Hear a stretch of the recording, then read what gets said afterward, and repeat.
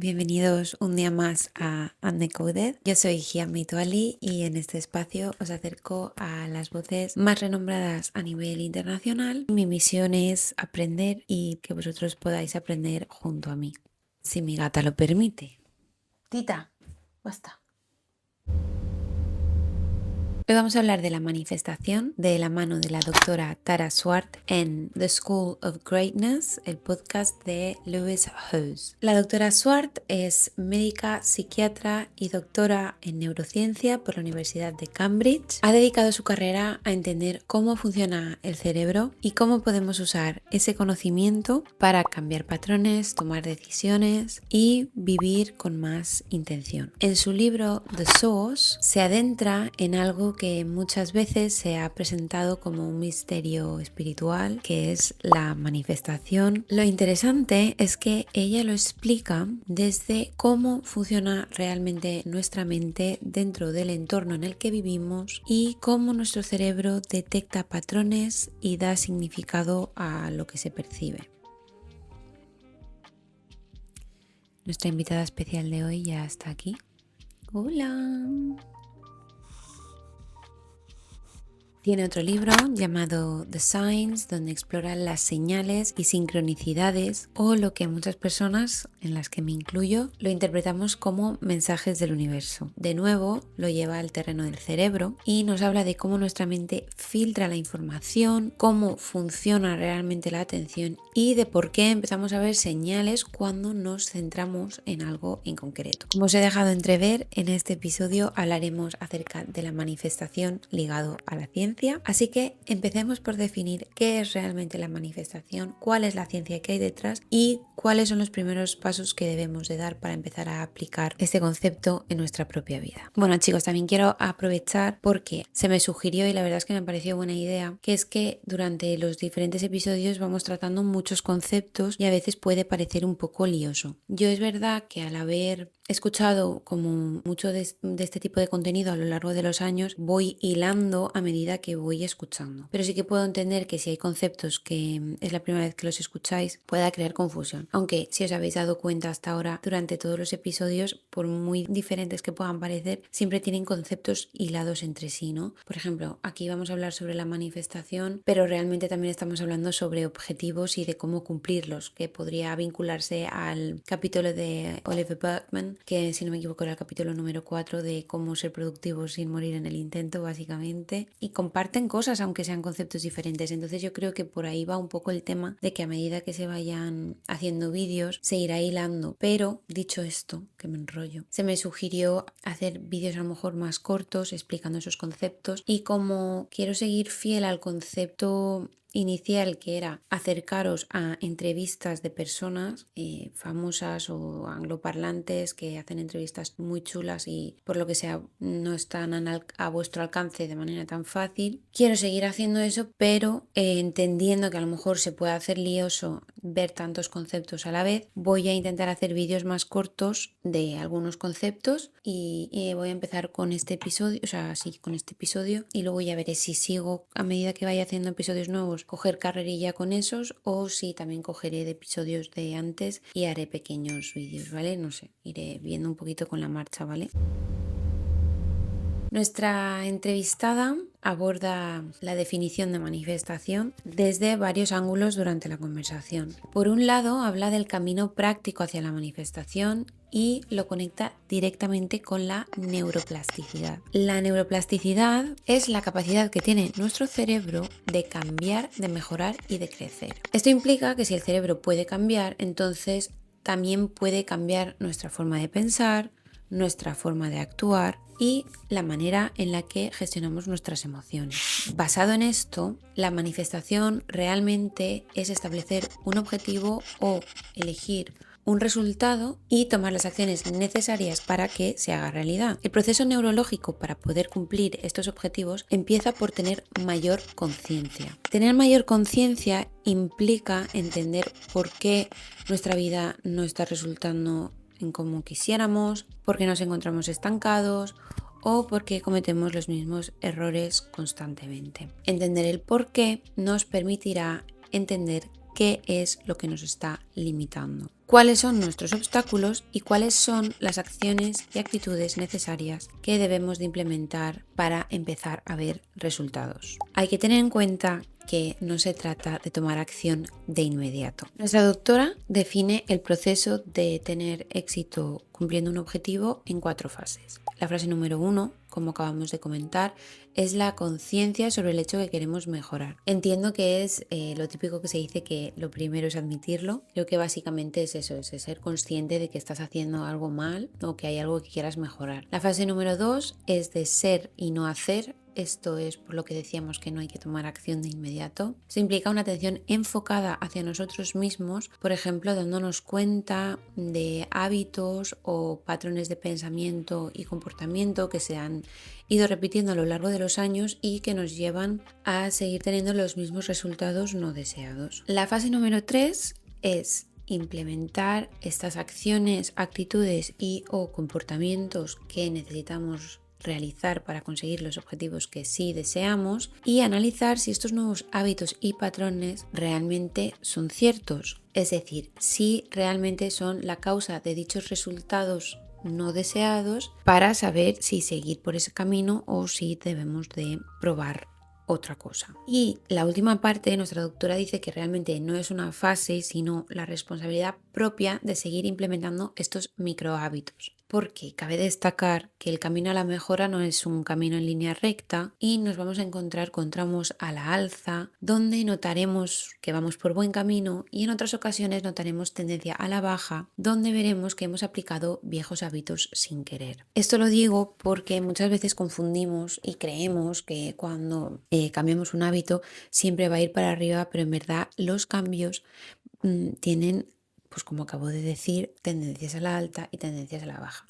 Y en estos momentos es importante no autocastigarse y aplicar el punto número 2, donde analizamos el por qué hemos vuelto a este hábito. Por ejemplo, yo tenía el hábito de perder muchísimo tiempo en redes sociales. Poco a poco me lo he ido quitando y la verdad es que creo que puedo decir que apenas utilizo las redes sociales más allá de YouTube. A veces sí que me meto en Instagram y TikTok, pero rara vez pierdo mucho tiempo, o sea, estoy como un poquito para matar algunos minutos sueltos que tengo y ya está. Y bueno, hace unas semanas, un viernes llegué a casa, cené y sabía que no tenía energía para hacer nada productivo porque estaba súper cansada de toda la semana. La verdad es que he tenido un montón de trabajo este último mes y un montón de cosas que gestionar y tenía la cabeza. Y bueno, total, decidí lavarme la cara, meterme en la cama y ver algún vídeo de YouTube o leer. Pues me acabé metiendo en la cama con el móvil y me tiré nada más y nada menos que 3 horas viendo vídeos de estos rápidos. Cuando dejé el móvil me sentía ansiosa, me sentía como vacía, no me sentía bien. Y bueno, a la mañana siguiente, en vez de autocastigarme y hacer como hubiese hecho en otras ocasiones, que sentirme mal conmigo misma, tratarme mal, analicé por qué había pasado esto y llegué a la conclusión de que estaba tan cansada de que mi cerebro quiso ir a la dopamina y a la distracción fácil. En otros momentos me hubiese resultado mucho más fácil dejar el móvil y hacer lo que me había propuesto, que era o bien leer o ver bien YouTube o una película, pero en este caso no tenía la fuerza ni la disciplina para hacerlo. Esto no es una excusa, ni quise hacer este análisis para excusarme conmigo misma ni para sentirme mejor, sino para analizar la raíz de este comportamiento. Esto me sirvió para ser más consciente, lo que me permite conocerme mejor y saber que en una situación parecida, en mi caso de estrés y cansancio, voy a tender a actuar de esa manera, por lo que me puedo adelantar y puedo tomar acción, por ejemplo, evitando directamente coger el móvil, porque sé que en este tipo de casos me va a costar más dejarlo. Además, vengo a dar este ejemplo en concreto porque, como os comentaba, ya no es un hábito que yo quiera cambiar de mi vida, sino un hábito que ya cambié y demuestra lo que comentábamos de que el camino de mejora tiene subidas y bajadas. Y que no es malo, al revés, es bueno porque nos da la oportunidad de aprender de nosotros mismos y entendernos mejor. Las creencias limitantes que nos autoimponemos son uno de los factores más importantes de por qué no logramos las cosas que decimos que queremos lograr. Y es porque en el fondo no nos creemos que seamos capaces. Otra gran razón por la que nos cuesta cumplir nuestros objetivos es por el hecho de que a nuestro cerebro no le gusta la incertidumbre. Por ello, en muchas ocasiones no aceptamos oportunidades que la vida nos pone en nuestro camino. Oportunidades que podrían llevarnos a esa vida soñada. Nuestra entrevistada de hoy es una gran creyente de las vision boards o, como a ella le gusta llamarlos, action boards. Si no estáis familiarizados con esto, básicamente es coger imágenes de lo que nos gustaría ser o tener y hacer un collage. Esto se puede aplicar a cualquier aspecto de nuestra vida, ya sea nuestra casa soñada, cómo la decoraríamos, nuestra pareja ideal, desde el físico hasta la personalidad, hasta nuestra propia personalidad, nuestra manera de vestir, en fin, cualquier cosa. La idea es hacer el collage y colgarlo en algún sitio visible donde podamos verlo cada día. Esto es parecido a otra práctica que probablemente conozcáis, que se usa sobre todo en el trabajo de mejorar la autoestima, donde se ponen post-its o mensajes con palabras positivas en el espejo para que puedan ser visibles y te ayuden a sentirte mejor. Ella los llama action boards, pero realmente no son las action boards que si tú pones en Google te aparece. Ella los llama action boards porque evidentemente no solo se trata de montar el collage y ya está, sino de tomar las decisiones necesarias para poder cumplir esa decisión de nuestro futuro ideal. Si queremos que este ejercicio tenga todavía más poder sobre nosotros mismos y nuestra vida, tenemos que hacer el ejercicio mental de creernos que podemos lograr aquello que hemos plasmado y que nos lo merecemos. Tenemos que visualizarnos en ese espacio o con esa persona o siendo esa persona, sentirlo, vivirlo, olerlo y creernos que ya somos y que ya lo tenemos, y sobre todo estar agradecidos por ello, como si ya lo tuviéramos. ¿Por qué es útil este ejercicio? Ordenamos nuestras ideas y vemos de manera más clara nuestros objetivos finales. Nos permite ver qué acciones debemos de tomar a corto plazo. Visualizarnos siendo esa persona o estando en ese espacio va a eliminar la incertidumbre, porque nuestro cerebro ya ha estado ahí mentalmente, aunque no lo hayamos estado físicamente. Esto es porque nuestro cerebro no distingue entre lo que es real y lo que es imaginación. Además, nos llenamos de oxitocina, lo que nos permite tomar riesgos sanos, ser más colaborativos, salir de nuestra zona de confort y reducir la hormona del estrés conocida como cortisol. El cortisol en estos casos activa la amígdala y el hipocampo, es decir, la zona de nuestro cerebro que está vinculada a la emoción y a la memoria. Cuando estamos en un estado de miedo o de estrés, el cerebro trae constantemente al primer plano los recuerdos negativos. Por ejemplo, si invitaste a salir a un chico o una chica y te rechazó, el cerebro te lo recordará una y otra vez y te dirá: no lo hagas, no vuelvas a invitar a nadie a salir, recuerda lo que pasó, cómo te sentiste, fue ridículo, bla bla bla bla bla bla bla. Así que, como decíamos, con este ejercicio preparamos a nuestro cerebro para anular ese mecanismo de supervivencia y protección, pasando del cortisol a la oxitocina. Por otro lado, la gratitud es la puerta de entrada para la abundancia de paz, de salud, de amor, de economía. Podemos experimentar gratitud en varios aspectos de nuestra vida, ya sea en lo que ya tenemos, en lo que nos imaginamos que tenemos, en lo que no tenemos y en las enseñanzas aprendidas en las situaciones difíciles que experimentamos. Este último es de las acciones más difíciles, por lo que comentábamos en el episodio número 10 acerca de la incongruencia emocional. Pero a su vez es muy poderoso. ¿Por qué? La doctora Swart lo explica de la siguiente manera. Cuando aplicamos la gratitud, en primera instancia, cambiamos el filtro con el que percibimos la realidad. Cuando lo hacemos de una manera consciente, estamos entrenando a nuestro sistema de atención, especialmente el sistema de activación reticular, para detectar oportunidades en lugar de amenazas. Nuestro cerebro empieza a buscar abundancia en vez de buscar escasez. En segunda instancia, reducimos el cortisol porque el estado de agradecimiento activa circuitos asociados a la seguridad y a la conexión. Eso disminuye el cortisol, que normalmente, como acabamos de comentar, activa la amígdala y pone el cerebro en modo supervivencia. Resumiendo este segundo punto, cuando estamos en modo modo supervivencia, vemos peligro, recordamos fracasos, evitamos riesgos y cuando estamos en gratitud nos sentimos más seguros, tomamos decisiones desde la calma y nos permitimos expandir. En tercera instancia, aumentamos la oxitocina y la sensación de conexión. La gratitud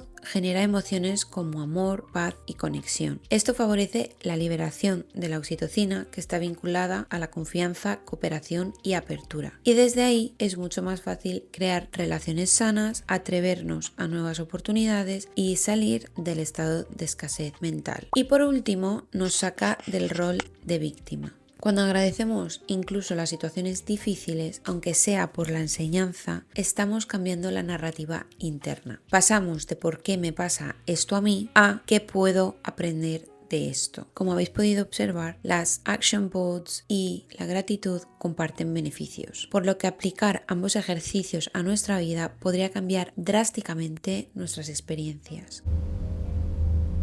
Hemos hablado de la parte científica de la manifestación. Creo que ahora vamos a entrar en un aspecto de la conversación a lo mejor un poquito más etéreo, igual no tan apto para escépticos, pero eso es lo que me gusta de la doctora Swart, porque a pesar de que hay muchas cosas que además ella sigue investigando para intentar demostrar de manera científica estos temas más espirituales, ella también le da espacio a la espiritualidad y le da espacio a que pueda haber algo más allá de lo que no seamos conscientes, ¿no? Entonces me gusta porque por una parte recibimos una contestación que se puede palpar, que se puede ver, que se puede estudiar, y por otra hay cosas que no se pueden demostrar pero que nos ocurren, ¿no? Bueno, siguiendo con la manifestación o visualización, como quieras llamarlo, ¿cómo podemos desbloquear nuevas dimensiones más allá de la experiencia tridimensional o realidad material en la que nos encontramos la mayoría de personas? Aquí aviso a navegantes, voy a ir nombrando los puntos e ir desarrollándolos a medida que los nombramos. Esta pregunta que planteó Lewis, entiendo que va enfocada a cómo podemos manifestar aquello que deseamos. Es decir, aparte de la parte científica que tiene el prestar atención y los procesos mentales que ocurren, la parte como más mágica, ¿no?, del tema. Entonces, lo primero es que debemos de mantener una mente abierta. Evidentemente, si limitamos nuestros pensamientos a lo que conocemos, no vamos a ser capaces de crear ni de entender cosas nuevas. Lo segundo sería operar en base a la creencia de que aquello que queremos es posible que sea verdad o que se cumpla. Aquí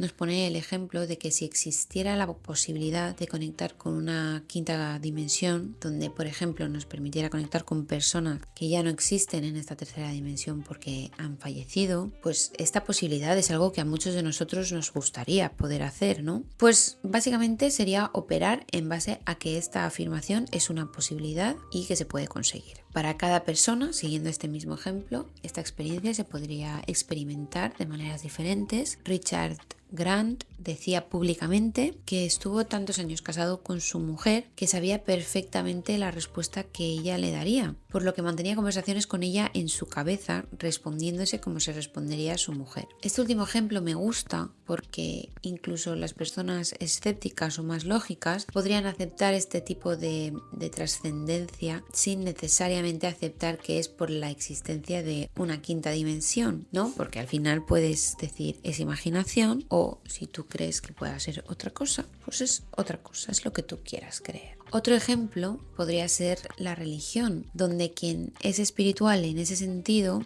tiene la convicción de que se va a reencontrar con su ser querido y con Dios en otro espacio-tiempo. Entonces, una persona religiosa realmente cree en otra dimensión. En esencia, este punto se resume en que debemos permitirnos explorar las diferentes posibilidades que podrían existir. Otra manera para conectar con otras dimensiones es pidiéndole a la vida, al universo, a Dios, como quieras llamarlo, señales. Nuestra entrevistada nos cuenta que ella, por ejemplo, siempre ve corazones en el suelo, en el cielo, en los árboles. Indica que empezó a pedir señales muy concretas de cosas inusuales que no esperaríamos ver en ciertos lugares, que le confirmase decisiones que tenía que tomar o caminos que debería coger. Esto se podría entender de manera científica como la intuición propia que tenemos cada uno o el sesgo de confirmación. Esto nos ayuda a verlo de una manera lógica, pero si volvemos al punto 2 y abrimos la mente a diferentes posibilidades, también podría ser algo más espiritual. Los signos, señales y sincronicidades confirman que no solo estamos a salvo porque nos repetimos a nosotros mismos que estamos a salvo, sino porque nos damos cuenta de que estamos protegidos por algo mayor, por una especie de fuerza divina. Otra pieza muy importante es que debemos de sanar nuestras heridas previamente. La doctora Swart indica que no es posible conectar con otras dimensiones o manifestar si seguimos anclados en las heridas del pasado y en nuestra sombra.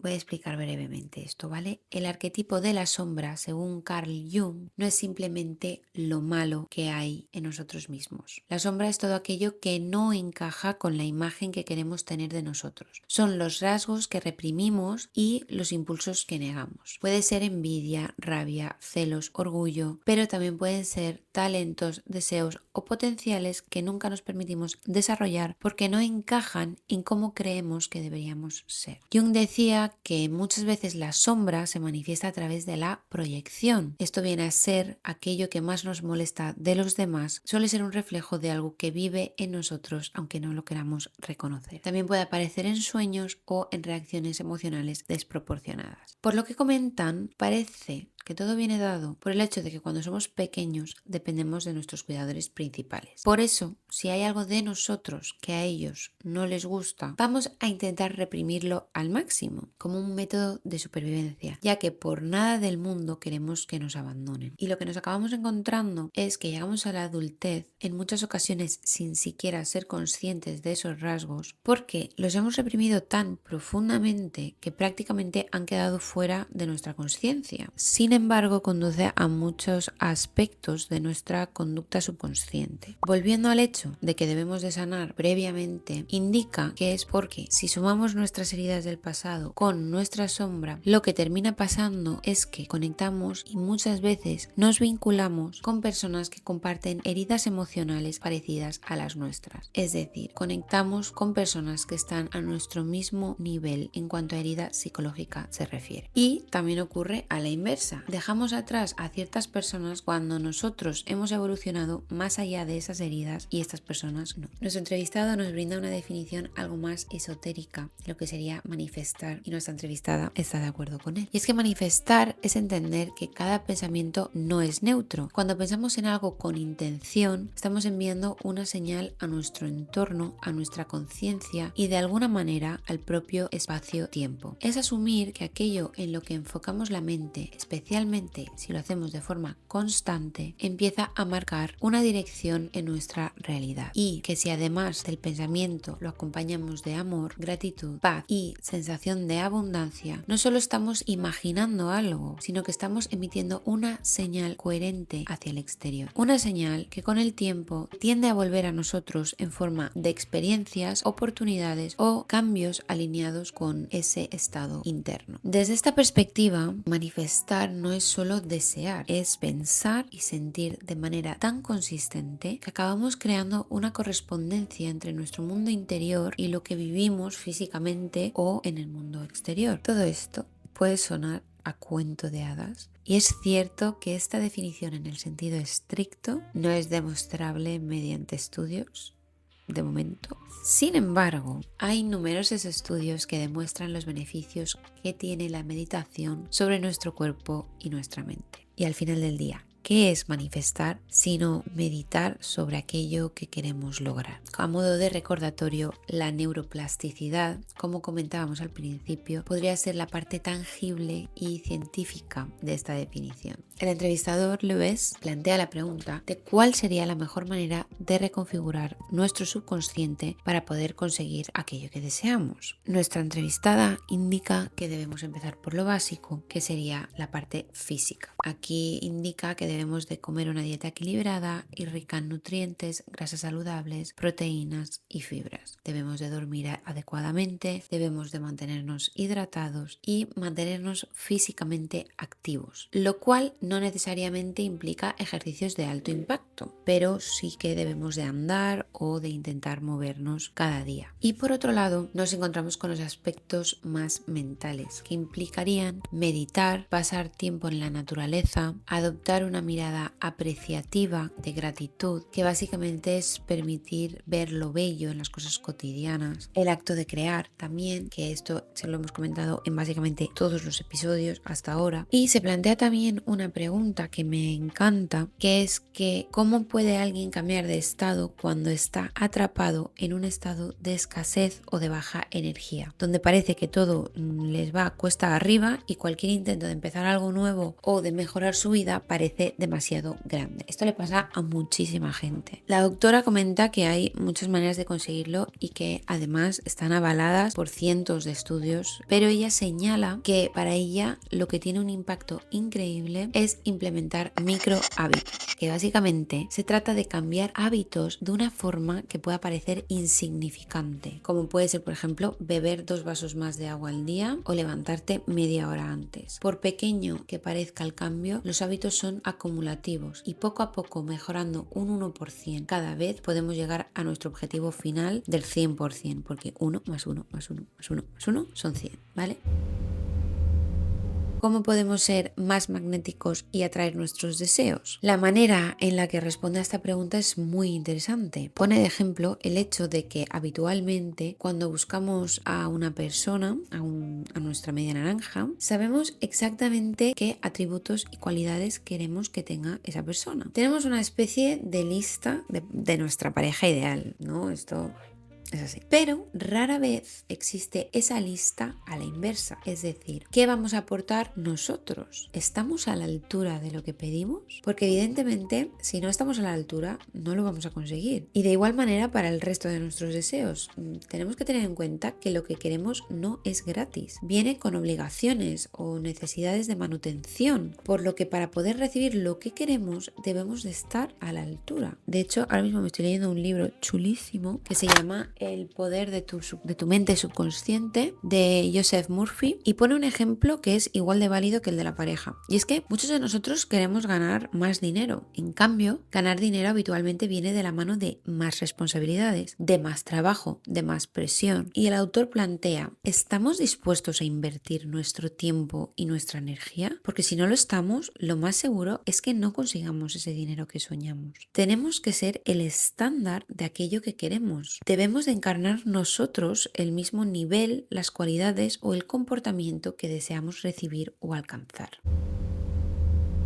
Volviendo al papel que juegan los action boards en la manifestación, la doctora comenta que ella hace un action board por año y que habitualmente el 80% de cosas que añade se cumplen durante ese año. Indica que algunas cosas pasan al año siguiente y otras cosas no se han cumplido todavía e igual nunca se cumplen. Lo plantea de manera que simplemente son cosas que no están destinadas a ser para ella o no encajan en su momento vital y por eso no los ha conseguido. Esto da paz mental porque en primera instancia reduce la rumiación mental, ya que si interpretamos que algo no ocurrió porque fallamos o no somos suficientes, el cerebro entrará en bucle. Si lo interpretamos como no era para mí, cortamos el ciclo de autoataque. Eso bajará el cortisol y evita que nuestra identidad quede ligada al fracaso. En segunda instancia, mantiene la autoeficacia. Si el 80% se cumple, nuestro cerebro registra la evidencia de capacidad. Y si el 20% no se cumple, pero no lo interpretamos como fracaso, no dañamos el autoconcepto que tenemos sobre nosotros mismos. Esto mantiene una alta sensación de capacidad de crear y atraer cosas en nuestra vida. En tercera instancia, evita la ilusión de control extremo. Creer que todo depende exclusivamente de nosotros puede generar una ansiedad brutal y aceptar que hay factores externos, tiempos distintos y cosas que a veces no encajan, reduce la presión interna. También permite flexibilidad psicológica, ya que al final del día las metas cambian, las personas cambian y los deseos evolucionan. Si algo no ocurre, puede que ya no lo queramos igual, ya no tenga sentido en nuestra vida o haya otra cosa más alineada con nosotros. En síntesis, el episodio propone que manifestar o visualizar o atraer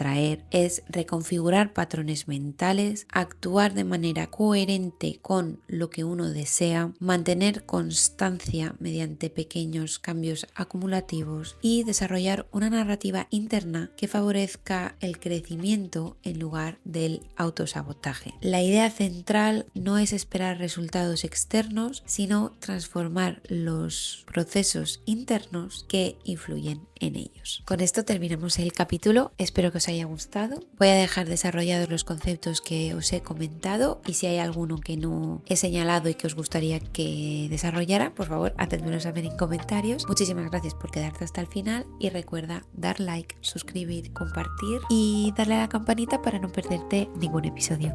Hasta luego.